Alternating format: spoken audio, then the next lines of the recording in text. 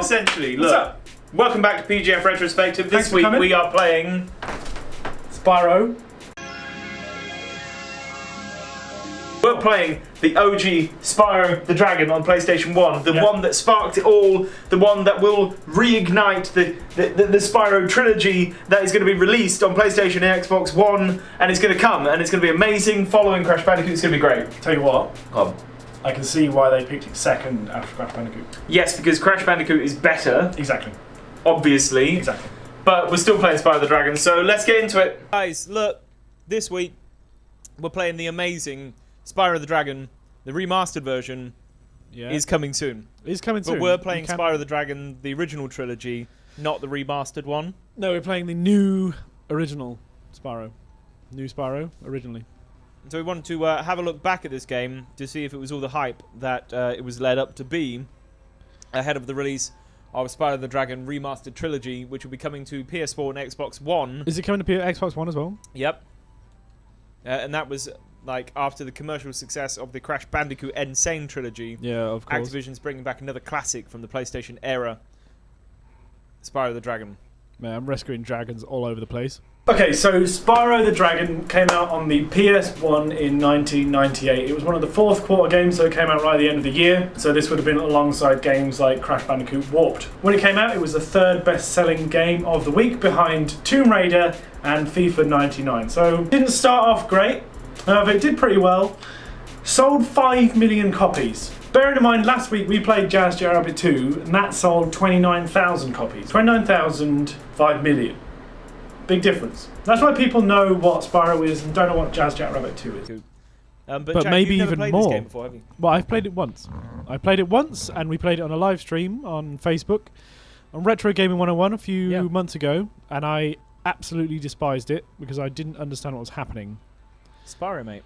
Well, I understand that I think Spyro I spent ages trying to do this bit and trying to jump from one bit to the other, actually.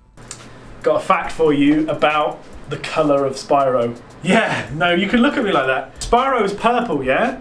Because he's a magical dragon that's part of a prophecy and he's once every 10,000 years or whatever they said. The reason that Spyro is purple is because grass is green. Yeah. So what? Yeah. Grass is green. Spyro was going to be green. When they made the grass, they were like, oh, we can't see Spyro anymore. Oh no, let's make it purple. That's it. That's why Spyro's purple, because he shows up better on grass. Think about that. No, I'm bad now. Think about it. Think about how the fact that Spyro is only purple because it looks better than green. My main issue with this game is there's no camera control whatsoever. I have read that there's going to be camera control in the new Spyro the Dragon Reignited series coming soon. I can rotate the camera like with the I've heard L2 and R2 and that's it. No, I have heard. There's a little guy in there. He's gone. Little geezer.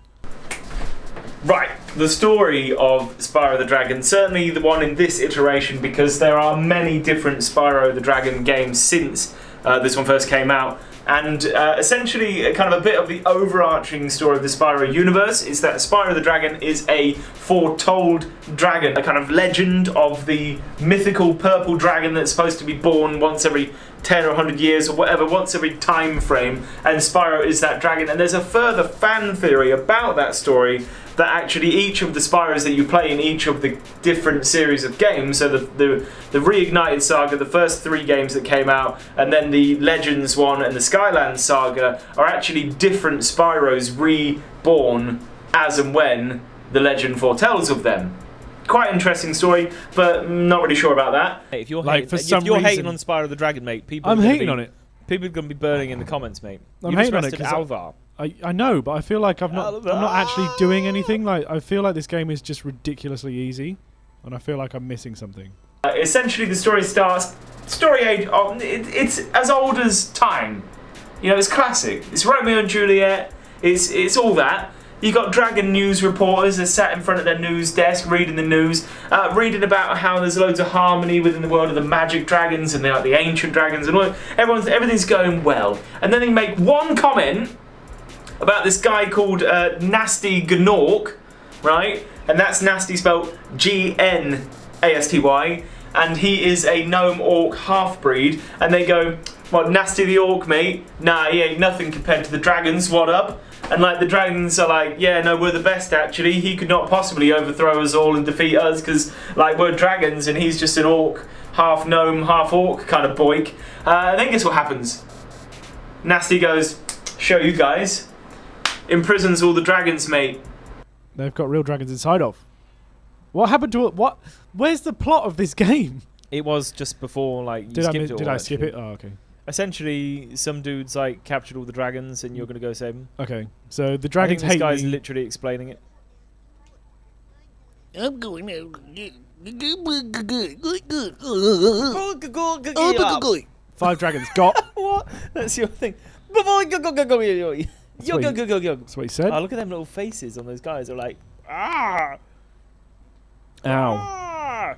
Spyro escapes that because he's small and he like gets out of the way of like all the magic spells and stuff. Nasty takes over the dragon world, and then it's up to Spyro to save him with help of Sparks, who's a dragonfly. You get it? It's dragonfly. No, it's funny. It's funny. And essentially, you go around, you free all the dragons, and then you finally face off with Nasty Gnorc, and you beat him, and then the story ends with Spyro being on the news, going like, "Yeah, I beat all the dragons and stuff. Yeah, it was fun." And he does it in exactly that accent. I like the little like headbutt animation and everything. Like it, the dragons are so like, especially Spyro. He is really cute, and like they've worked hard to get him to look cute. Yeah. Like he's got a lot of facial animation, which is probably quite impressive for its time, actually. Yeah, like when you consider like, I mean, this game's literal competitor was Crash Bandicoot, wasn't it? Like, they're both the same, actually. Like, well, yeah, they were both playing to be the PlayStation's mascot. Yes. Which one do you think was more successful? Crash Bandicoot, definitely. Yeah. Like, I think this is perhaps the more technically impressive game. The world, the levels are more open and stuff, aren't they? Due to the openness of the levels, the complexity of the animation of your main character, Spyro, the fact that you've got that 360-degree movement of turn, like Crash Bandicoot, as good as it was, you go forward or backwards or side to side. Yeah. The writers for Spyro were originally starting out with the game, and they were just putting their ideas together. They originally wanted to have a much darker, much grittier outlook on the game. It was going to be about dragons still, obviously, but it was going to be grim. However, they started to look at the sales figures for the PlayStation 1 compared to the Nintendo 64, and the demographic for the PlayStation 1 was plummeting. Now, the reason for that was because there were so many more games for younger people on the Nintendo compared to the PlayStation. Obviously, the PlayStation originally marketed itself as more of an adult console, whereas the Nintendo, being a Nintendo, was like, yay, kids games! Sony wanted a piece of that action. The developers of Spyro wanted a piece of that action, so they rewrote everything in Spyro, and they made it fun and happy and light and colourful, and that's why Spyro is so cute and lovely, is because it's a game designed to get all of those people who just went out and bought an N64 to come back to the PlayStation, fold, and play PlayStation games again. And it worked. Like I said, 5 million copies, did absolutely brilliantly. It's one of the best-selling games of all time for the PlayStation. Like if because I'm playing on an Xbox controller now, but if we play with the D-pad on the Xbox controller, it is a completely different game. Yeah. Well, they're going to smooth that out in the remake. Yeah, obviously. And I'm sure they'll add a lot more control over the camera and stuff. I think it'll end up like Mate, you got 24/7. any other 3D. What? Your amount of gem treasure was 24/7. Oh, 247. Yeah, but like because I think now platform games are, well, any game, like the controls are so set in stone. It's, you know, it's almost like driving a car. Like you get into any car and it's the same. I think it's going to be a bigger challenge for them to remake this, because they're going to have to think about, like, you don't really have to think about how the camera interacts on Crash Bandicoot, because it follows it, as I said, forward and back, left and right. Yeah. Like, yeah. More complicated than that. But this one, they're going to go like, are we going to completely upgrade the control system to be what we would expect a modern three-dimensional free roaming game? I think they have to. I think they have to, because now. Yeah, but is that going to hurt some people as well? Are some people not going to be happy with that? If you're not going to be, let us know in the comments down below. Like, so Ted Price was one of the game designers on Spyro, and he was there from the beginning. He went right through to the end of the Spyro games. Now, Spyro eventually stopped making new games. Now, the main reason for that, as stated in an interview with Ted Price, was that because Spyro didn't have any hands, he was very limited in what he could do. So eventually, they figured out that basically they'd done all the things that a dragon could have done in a game, which is basically just headbutt things and throw fire. And they were like, well, there's no point in making more games because he can't do anything anymore. He hasn't got hands. The pace that Spyro runs is just so... You can, like, sprint using the headbutt button. You can? No, I'm saying it's good. Like, I like it. And that's how the camera should be all the time. Yeah, it is better. Like, you actually feel like you're in control. Yeah. Which is good for the speedy bits. Oh, Oh, got a thing. you found that's a life? It's part of the life force, mate. Tell you what, music for this game's alright. It's a lot of sort of progressive rock type stuff. Bet you didn't know who wrote all the music for this game? Stuart Copeland. He's a drummer from The Police. Delbin. They've all got really similar names, these dragons. Well, yeah, because the dragons, mate. Yeah? People It's don't like have similar names. humans all have similar names, don't Do they? they? Yeah. Like you're called Jack. Yeah. I'm called Jacques. Spyro the Dragon was fairly groundbreaking in the way that it displayed its 3D world. It's one of the first games where you could sort of turn all the way around and look at everything. Obviously that was a special engine that was developed for Spyro and has obviously been used a lot further down the line as well. It was one of the first games to come out for the PlayStation that allowed for a level of detail. Essentially what that means is the further things are away from the character and from the player, the less detail they have. What that means is for the PlayStation is that up close you can have a lot of detail, you can see things clearer, they have better textures and better lighting and shadows and so on and so forth. As they get further away, they get a little bit more scuddy and then they eventually just turn into coloured blobs. What is with games in the 90s just like, go on, get these gems? Like, why Set precedence gems? on it. It's just gems. Why gems? This is just valuable shit. And I think like the prevailingness of 3D, they were like, what can we make that looks 3D that's quite easy to make with Yeah, to be fair. polygons? And it was like, oh, gems. Like, because it's all polygons, isn't it? Like, and I think actually a gem is a really easy thing that you can make flat. Like, you know, you can make it so it doesn't need a lot of texture or anything. It's just a it's gem. true, it's true. I've rescued Conan Whereas, the Barbarian. If you think about, like, if you had $1 for, or like, I a coin, need $1. like, if coins would be like circles, which would be like a collection of polygons. What?